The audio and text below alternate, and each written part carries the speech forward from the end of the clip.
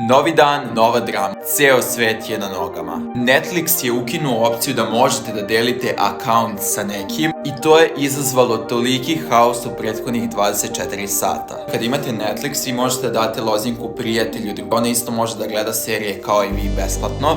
Sad toga više nema. Problem je što je Netflix i sam 2017. napisao da je ljubav deliti lozinku. Njima tada potpuno bilo to okej. Šta se sad menja to? Vaš Netflix nalog ćete morati da povežete sa Wi-Fi-em vašeg doma i samo ljudi koji su povezani preko vašeg Wi-Fi-a i preko tog naloga će moći da koriste Netflix. Ukoliko niste 31 dan koristili Netflix nalog u tom domu gdje ste ga povezali, vaš akaunt će biti automatski banovan. Jer će se tada smatrati da ste nekome dali šifru, a on nije deo vašeg doma. Svi već uveliko otkazuju Netflix. Po meni nije u redu jer šta ako ja otputujem negde. Ukoliko želite da saznate kako će se završiti ova cijela drama, lajkujte video, ja sam Johnny Pony.